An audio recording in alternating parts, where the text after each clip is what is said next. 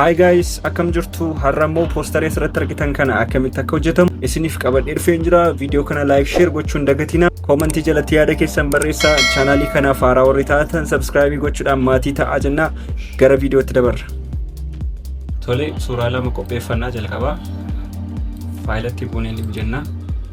New jalatti saayizii amma barbaadan gochuu dandeessu. Ani A4 filadheen jira. A4 kan argattan printii jala dhuftanii as kan A4 argattu isatti buutanii create gochuu dandeessu. Ittaansuudhaan as dhufnee ellipsii filannaa. Ellipsii gaafa kaasnu shift gadi qabnee ellipsii perfect ta'e argachuu dandeenya. Stroke isaan cufna. Kalarii isaa fiil kan jedhu kun kalarii isaadha. Isa tuqnee as keessa seenuudhaan asirratti kalarii filachuu dandeenya akka argaa kanatti.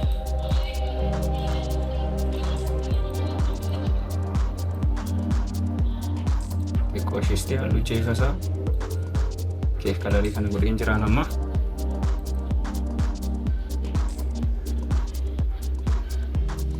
Okay.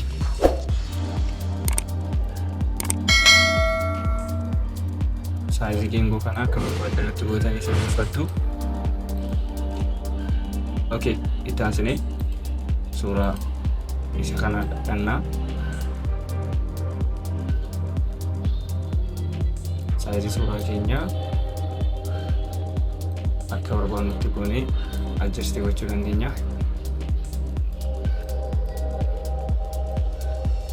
Akkas godheen armaanii okeera.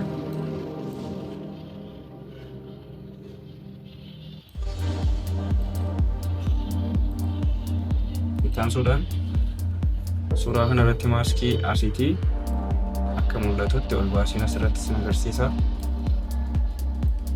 Leer waanii kana fuuldura irratti maaskiin adii godha. Ittaansinee biruushii as kana fudhannaa. Biruushii keenya soft round goonee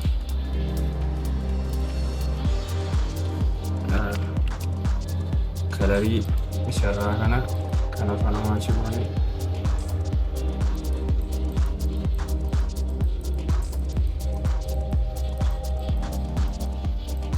akkasitti kilikii goona. Ittaansinee suuraa keenya kana as keessa seennee black and white kan jedhu kana tuqxu akkuma argitan black and white ta'a. Tahu kanatti property jala ishii kanatti buuna. Suuricha ilaalaa kan akka barbaadanitti adjust gochuu.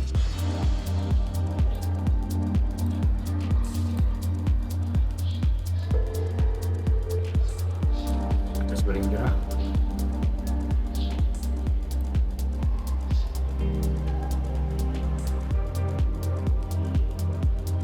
Kana booda isaa ta'u amma gara kanaatti deebinee suuraa isaa kana dhaqannaa. Asiin godhaa.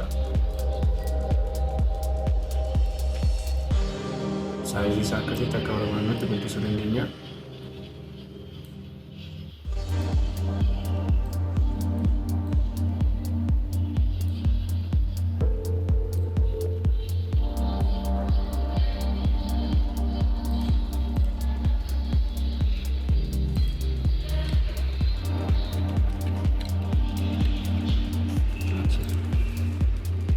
Akkasitti yoo ta'e gaarii manatti fakkaata. Ittaansinee as kanatti mallattoo pilaasii daballee biruushii fudhanneeti. Kalarii biruushii keenya waayitii gooneeti. Biruushii mana xiqqoo ishee naannoo kanaa.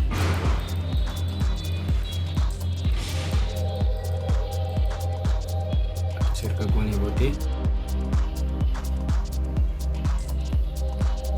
layer 3 kana kaasee hanga asitti kan shift qabnee right click merge layer jennu. Ittaansinee as kanaatii polygonal lasso tool kan jettu kana fudhannee ol top classiidhaan ofitti haa bunnu.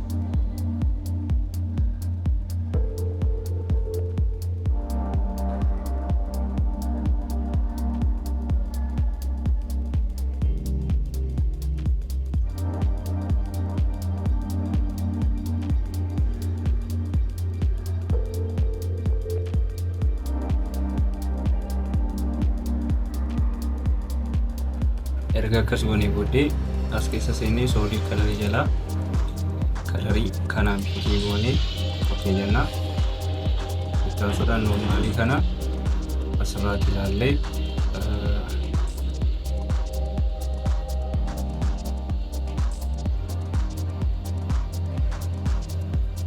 opshinoota jiran kan keessaa kalariin kunii fi soft lighting kun hariifiidha. Isa goona.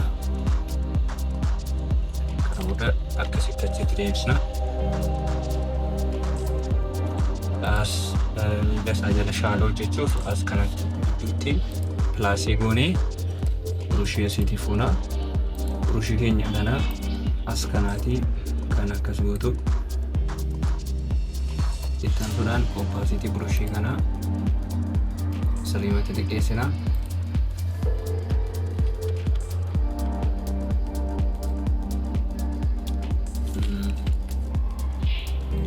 Gurraacha gootu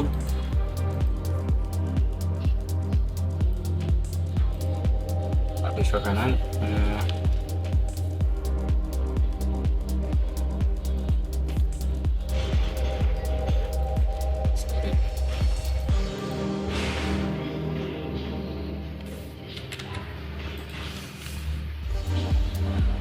goonee fayyadamna.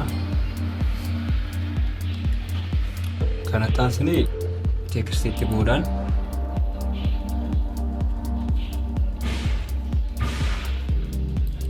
teekstii barreessina jechuudha. Kalarii teekstii kan ibsanaati. Kanaan godha.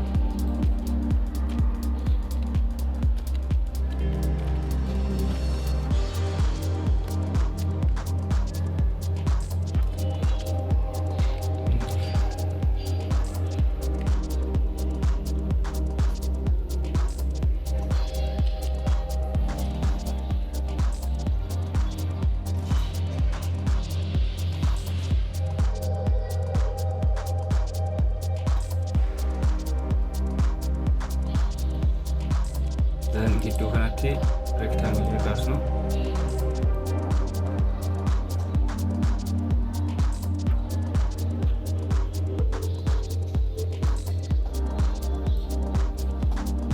Kalarii isaa kan biraa